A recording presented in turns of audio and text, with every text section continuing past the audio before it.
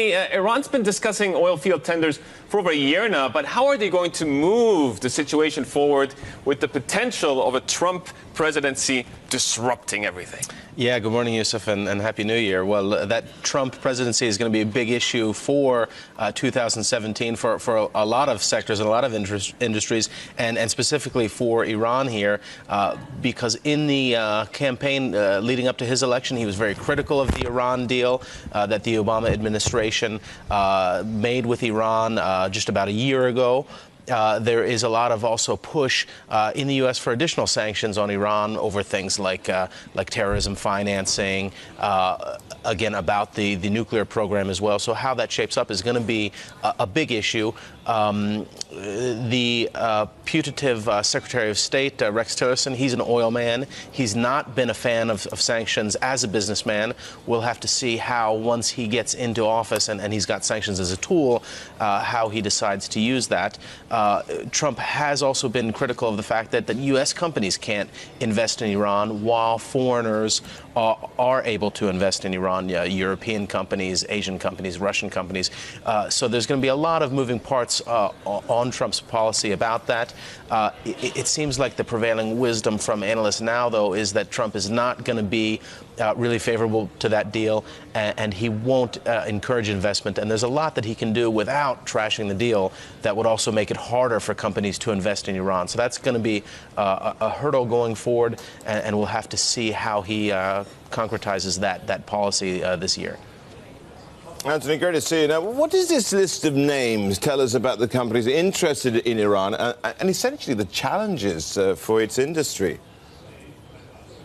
Well, there's the 29 companies, as Yusuf mentioned, and we see a lot of the same names that we've seen already signing preliminary contracts with Iran. There's Total there. There's some of the Russian producers, Lukoil, Gazprom. We see a lot of Japanese companies on there and Chinese companies like CNPC. So, of course, Asia is a big market for Iran, and those companies are the ones that have a lot to invest and want to get their hands on some additional resources. Companies like Total and Shell had been there in the past developing gas. They and some of the Russian companies have signed MOUs, memorandums of understanding, to study fields, but those are not firm deals yet. So in a sense, getting back to Trump, these kind of preliminary deals give those companies time to get in, look at Iran, let's say kick the tires, and wait and see what the incoming administration does in terms of policy and take some time to decide. The Iranians, they've been trying to, again, get the oil production back to pre-sanctions level. They're currently pumping, 3.67 million barrels as of November. That's according to Bloomberg data. But you've got OPEC. They've agreed to take 1.8 million barrels per day out of the system. How's this going to work out? Doesn't seem to add up. Yeah, well, these were the two big victories, say, for Iran last year. One is that increase in oil production with the end of sanctions. They really ramped up oil production as prices kind of were coming back towards the end of 2016. And in that OPEC deal that the group reached at the end of last year, Iran was not asked to cut. They're able to increase production ever so slightly, about another 90,000 barrels a day, getting closer to that pre-sanctions level.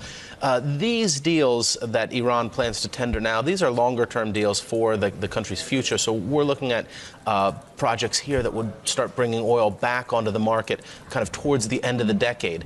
Now, OPEC and many analysts themselves say that, that we haven't had investment in the last 2 or 3 years in the oil industry, and that's taken out a lot of potential supply that we're going to need towards the end of this decade as demand does increase. So Iran is kind of looking to get back into the market and hit that spot when demand increases and when there's a need for new barrels. So really, the investment we're talking about now won't hit that OPEC cut this year in the immediate term.